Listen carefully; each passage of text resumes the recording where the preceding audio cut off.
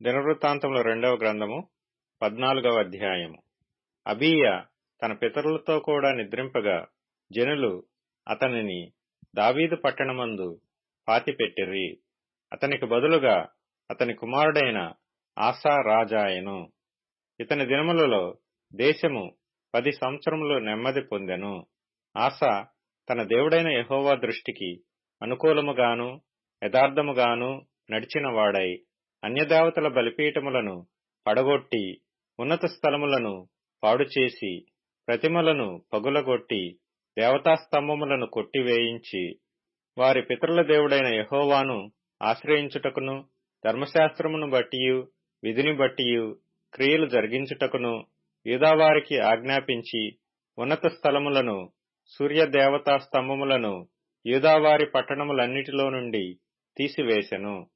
అతని ఏలుబడియందు రాజ్యము నెమ్మదిగా ఉండెను. ఆ సంవత్సరములలో అతనికి యుద్ధములు లేకపోవుట చేత దేశములో నెమ్మది కలిగియుండెను. యెహోవా అతనికి విశ్రాంతి దయచేసి ఉండగా అతడు యూదాదేశమున ప్రాకారములు గల పట్టణములను కట్టించెను.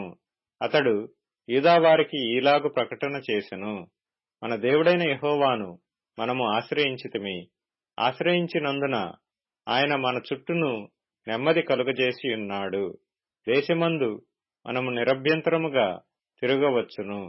మనము ఈ పట్టణములను కట్టించి వాటికి ప్రాకారములను గోపురములను గుమ్మములను ద్వారబంధములను అమర్చుదము. కాగా వారు పట్టణములను కట్టి వృద్ధి నొందిరి. ఆ కాలమున డాళ్లను ఈటెలను పట్టుకొను 3 లక్షల మంది యూదావారును, కేడెములు ధరించి విల్లువేయు 2,80,000 మంది బెన్యామీనీయులను కూడిన సైన్యము ఆసాకు ఉండెను. వీరందరూ పరాక్రమశాలులై ఉండిరి. కూషీయుడైన జెరహు వారి మీద దండెత్తి 1,000 సైన్యమును 300 రథములను కూర్చుకొని బయలుదేరి మారేషా వరకు రాగా ఆసా అతనికి ఎదురుబోయెను.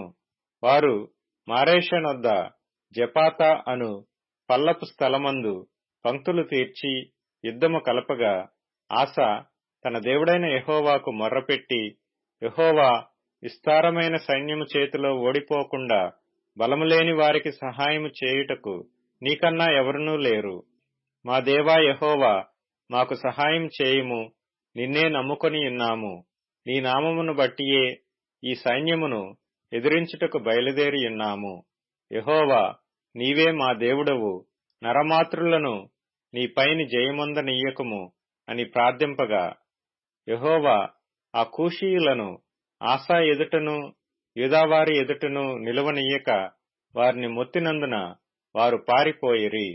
ఆసాయును అతనితో కూడానున్న వారును గెరారు వరకు వారిని తరుముగా కూషీయులు మరలా పంక్తులు తీర్చలేక యెహోవా భయము చేతను ఆయన సైన్యపు భయము చేతను పారిపోయిరి. యూదావారు విశేషమైన కొల్ల సొమ్ము పట్టుకొనిరి. గెరారు చుట్టూనున్న పట్టణములలోని వారందరి మీదికి యెహోవా భయము వచ్చిన గనుక ఆ పట్టణములన్నిటినీ కొల్లపెట్టి వాటిలోనున్న మిక్కుటమైన కొల్ల సొమ్మంతయు దోచుకొనిరి. మరియు వారు పశుల శాలలను పడగొట్టి విస్తారమైన గొర్రెలను ఒంటెలను సమకూర్చుకొని యెరూషలేమునకు తిరిగి వచ్చిరి.